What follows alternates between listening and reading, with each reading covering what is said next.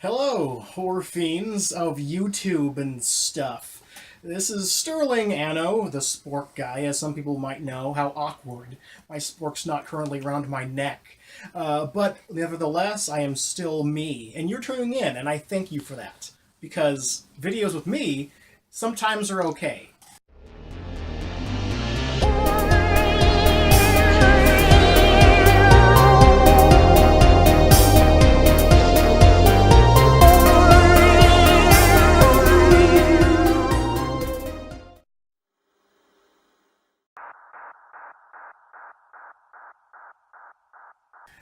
I am here to pretty much take over for this episode for James J. Coker. Don't worry, he's not being replaced yet.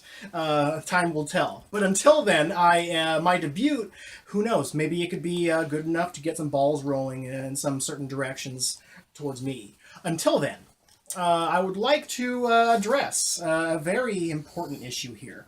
That issue happens to be the fact that zombie movies are generally really boring. I can't take these anymore. It's the only main genre of horror these days that does not have me clamoring much whatsoever. Aside from the very recent Train to Busan and the even more recent It Stains the Sands Red, there have been no recent zombie films that I have cared to see or liked when I had to. Which is why I'd like to go a little back in time right now and really address a certain zombie film from the past that people should be seeing, but can't for a reason. That reason being, they don't know it really exists. What? Don't. This film from the far-off land of the 1980s being Dead Heat. This film stars Treat Williams, one of my personal favorite SNL cast members from the past, Joe Piscopo, and of course Vincent Price. He's been an extra in some things, and I just wanted to address this film because, again, zombie films are not always done right. Sometimes you get a really butchered franchise, and then you give the sequel to the director of Seven because that's a great idea. Anyway, I really enjoy the fact that this film tends to play on the archetype not only on buddy cop movies, but also on the genre at play right here. This is a film about, the greatest of buddies in the force, who are actually not only just regular cops, but they're also, they tend to kill the same bad guy over and over again. They don't really know why. It almost seems like a superhero movie at first, in which they're literally gunning down a living dead burglar, but while they're doing it in passive, they're actually having banter back and forth that they actually recently killed him. So it's very strange. That's like the first scene. So it's pretty jarring at first, but it makes for a pretty interesting setup. Basically, the film ends up carrying on to find out how these zombies, which of course they don't necessarily just straight up call them that, are created. It ends up also becoming a mad scientist movie, starring that one extra guy. And so the film ends up becoming kind of more of a mad scientist plot, device-driven, sci-fi comical horror film, in which Vincent Price is reanimating, if you will, the dead. Once this is established, it ends up going a little step further, in which, it's kind of a spoiler in a way, not really, Treat Williams undergoes that same exact treatment, in which now we have a buddy cop movie in which one is dead and one is not. And for the one who's not, he has so many great, super offensive jokes towards women in this movie. It's just outstanding. Not only that, if you multiply the population of Rhode Island by the square root of my ex-wife's weight. So be prepared for that. Maybe a reason why he didn't last on SNL the whole time. But until then, this ends up being just a fantastic kind of, excursion into how well practical effects can work when executed in a way that's very non-traditional.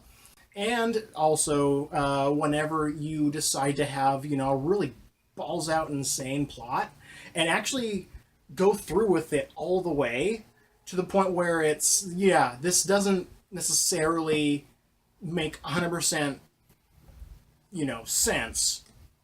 However, it makes for one of the funnest times you'll have because they're taking the tropes of many different subgenres and creating a new one, kind of by accident.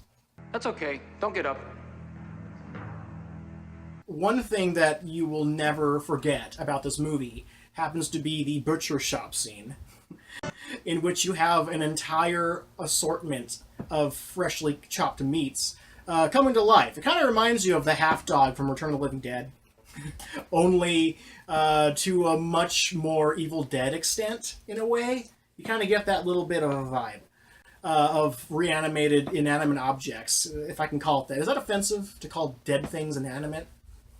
I think that's like, I don't know, I'm breaking some kind of PC code by saying that. I don't give a shit. From now on, I'm a vegetarian. Yeah, so the movie almost has a very, a moderate budget, 1980s, gritty Edgar Wright feel to it. In the sense that it knows exactly what it is. It knows it's corny, it knows it's dumb, but it's not a B movie. It's actually it takes its production very seriously. Just not its concept, which is why I love it so much. It lets you laugh with it.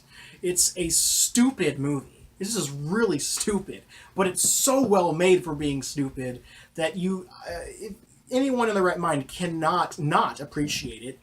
I saw this for the first time for Hooptober, 2015, on Letterboxd. It was just one film that I hadn't seen yet, that had been recommended to me online quite a few times.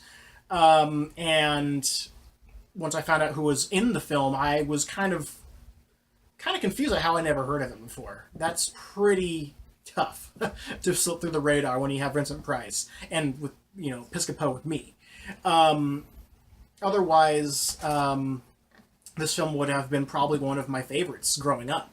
It really has all the traits of these films that I loved in adolescence, such as Dead Alive and Evil Dead 2.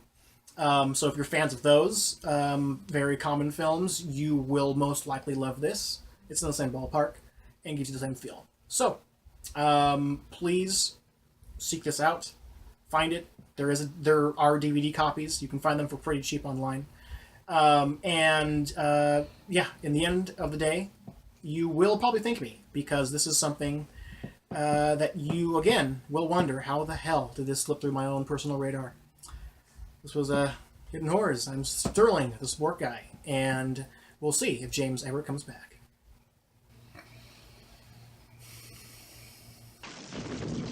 Man, Roger, you are a mess.